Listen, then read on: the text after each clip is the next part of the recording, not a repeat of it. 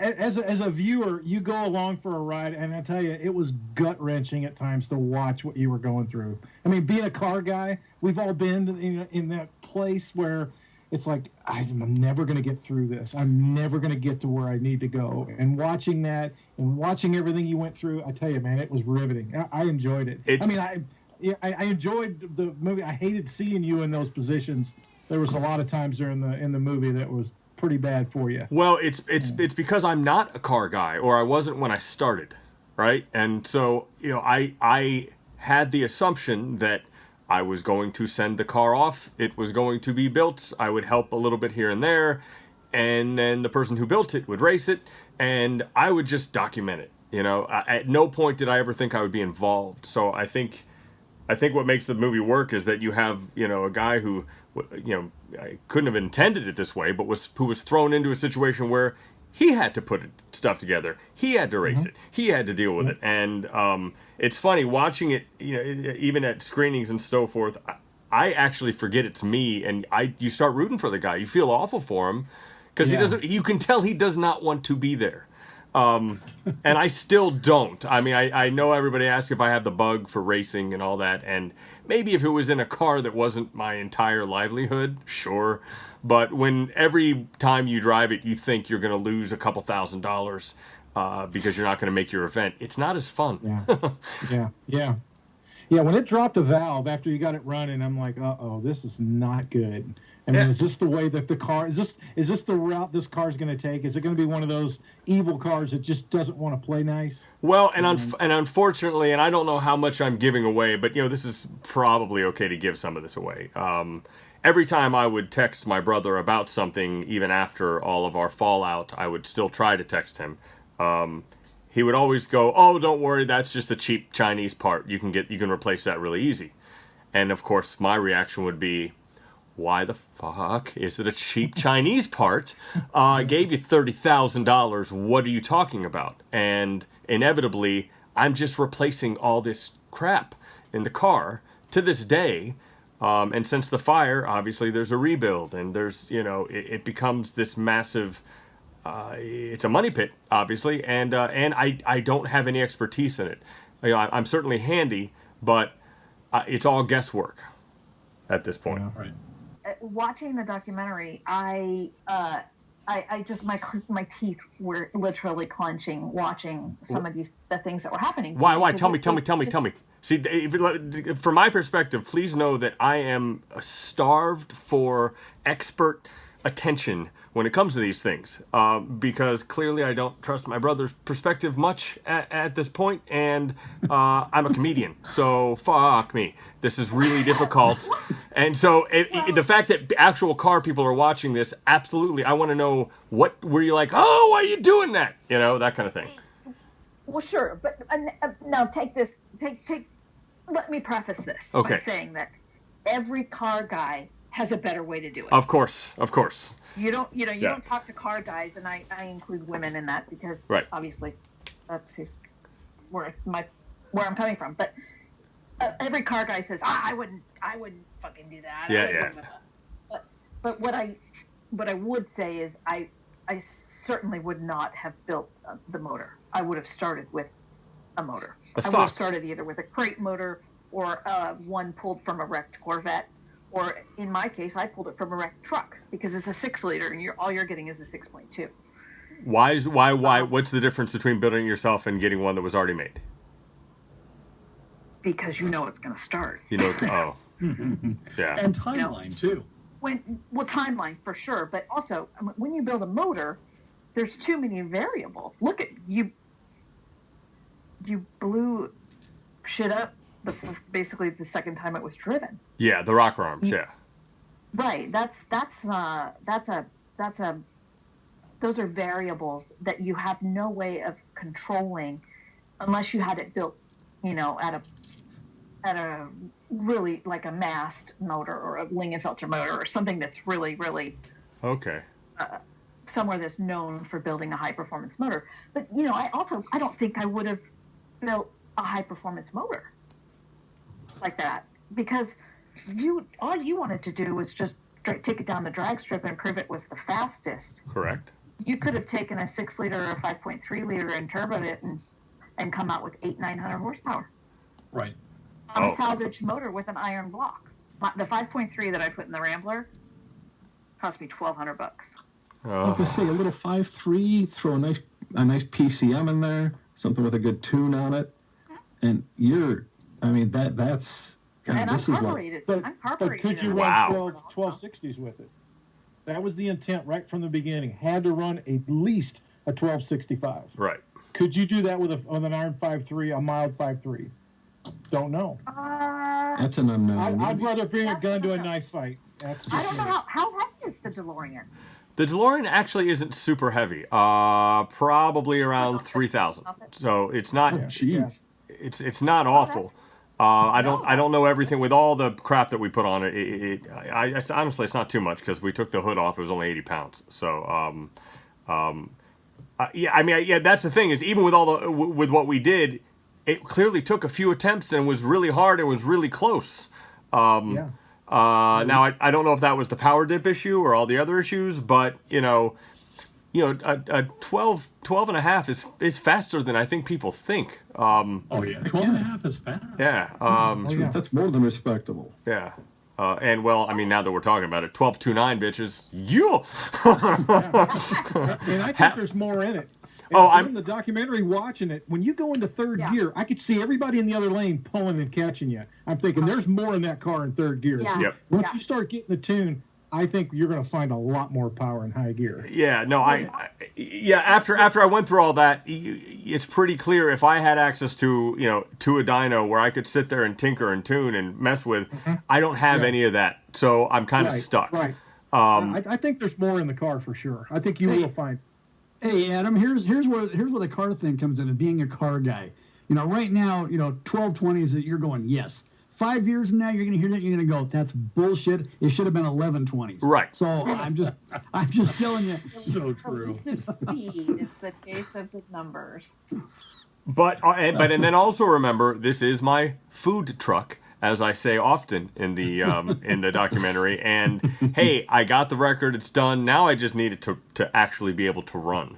Then there's the other side, which is I shouldn't be driving people in this car if it can't handle doing a drag race. You know what I'm saying? Like, I should make it safe enough that I'm not scared going down a quarter mile. Yeah, for sure. So, but I think also you can get a lot more reliability out of an LS than what you're getting right now. Did you guys have any ideas on why the power dip always happened right around the same place, no matter what? Is there any I think thought? It was leaning out. I think it's either a fuel or an ignition issue. Yeah. I was really leaning at the beginning toward like an electrical issue. It just seemed like something was dropping out, whether it's voltage to, again, one of the injectors. Maybe you've got a coil problem, but you said you replaced the coil packs. Yeah, we replaced the coil packs. The only other additional information is it's a lot. There were the starter cable going to the starter. He didn't properly insulate it, and it could, if the nuts got loose, it would start resting on the casing, which is obviously where you ground the starter. So I was getting a short sometimes. It eventually melted my starter cable into my battery at a gig, and barely was able to even pull that $2,000 shoot off, but we did. And the other issue was when he put the alternator on the car, he just took the plastic casing off the back, where it spins and it makes the spark. He just left that off. So there was an open spark basically on the back of my engine that was hitting my engine, which is also a ground. It was hitting right up against the valve covers. So that can't be good. Yeah. It was doing it consistently. I mean, that's for sure. It was. Yeah. Except for the very last dyno that you show on the second one, where the guy leaned it out. Right. If you pause it, you can see that the dip isn't really there. It's not smooth, but it's not as pronounced as it was before. So there's something with the tuning, and also the fact, and this is another question I guess I would have. It's a 2003 GMC Savannah ECU. I don't know why that is, and I don't know if that means anything. It's not an LS3 ECU because of the drive-by-wire stuff or whatever. Because he had to make it work with the DeLorean. So. Well, that's interesting if you think about it. A Savannah probably has a smaller cam in it, a cam that really doesn't see much past 5,500 on a good day. And you're probably pushing it to what, 6,400 on the dyno? On the dyno, I think we finally just tried to get it to like 68 just to see how much further it would go. But so that's a good idea. I never thought about that. Yeah, you could very well found your problem right there. Right? Yeah. Well, you think about it. If a Savannah's a delivery van, they never see high RPM. No. So why put an ECM in there that gives you all these parameters way out in your RPM band? Well, but just again to get away from the drive-by-wire for the gas pedal and everything like that. Now this leads a question though, like, and obviously we don't get any sponsorship dollars from anyone. Well, not with that attitude. Come on, man, sell it up. We had another guest that kind of figured out why we don't get sponsor dollars, but It's funny. I just wonder if maybe an aftermarket ECU would help you if you went with something from, like a Diablo or something like that. I mean, any one of those is going to come with a lot of great tuning options. They're all done. They don't come cheap. That means I have to buy a whole wiring harness again. So that's good to know. No, I don't think so. Oh, okay. I don't know. Yeah, Jesus. I think they probably all share a similar connector. The harness should be fine. Discussed. You might be due for a new wiring harness anyway. Well, yeah, no, I mean, I just bought a new one after the fire because that's what. Yeah. We bought it the first time, then I had a fire, had to buy it again, put it all back together. Now it's like, well, that ECU isn't good. Buy a new iron harness. So it just, the money, it just starts adding up. But yeah, no, that one always bothered me. It's also hardwired to say it's a 5-liter V6. Now, clearly, it isn't seeing it as a V6. I would know if only 6 of the cylinders were going, wouldn't I? It would be a lot more clear. Oh, yeah. Okay. There'd be some popping and things like that, sure. It feels shaky. I would pick that up. Yeah, it's certainly not that. But I didn't know there were aftermarket ECUs that could also handle the drive-by-wire. Would they handle that part of it? They'd be able to. Okay. Huh, had no idea. That's interesting. Drive-by-wire is only your throttle position sensor, right? That's really all that is. That when they call it drive-by-wire. Right, but that's why we couldn't use an LS3 ECU. That's okay. Because it just didn't. He needed an older ECU.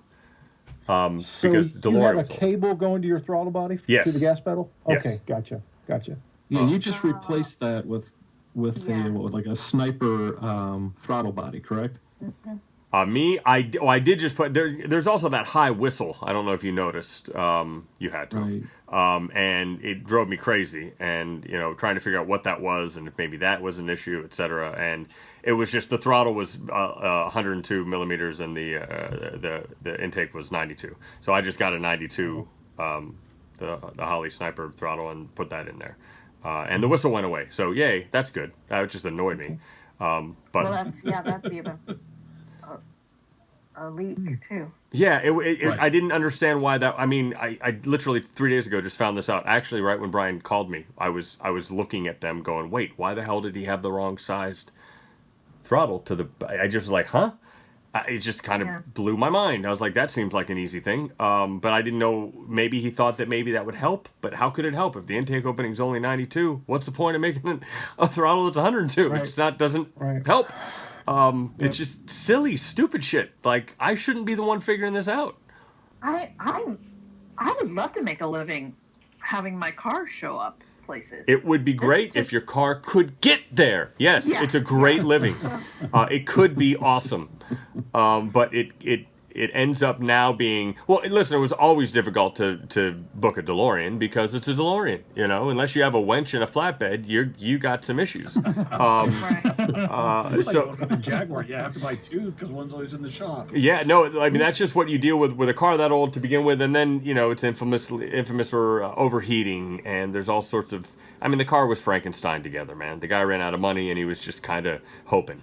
So there was a million problems with that car. That was part of the reason why I wanted to put a new one together, basically. But yes, what a great gig. It should be so nice and comfortable and wonderful. And the hardest part about the business is getting the business. That should be the hard part. But it's even worse when you get the business and tens of thousands of dollars are on the line, and your fuel line blows up and your car's. You know what's funny is when that car caught fire, I was on the way to a gig and I still got to the gig. Oh, wow. I got a tow truck. I got it there. We pushed it. Like, I mean, I take it personally when somebody hires me because, this is a shoot. They've got 20, 30 people there ready to go. They're waiting for you. Or Right. I'll do a wedding. I'll do somebody's wedding. You know how much stress it is if you think you're going to miss somebody's freaking wedding or a kid's birthday party? Dude, this is not a hobby. It's a lot, and unfortunately, I literally don't have the room to have a trailer with a winch. That would be the ideal. Because even with a flatbed, you still have to be able to start it to get it up that thing. And usually the issue is the car starting. So it doesn't really matter if you have a flatbed.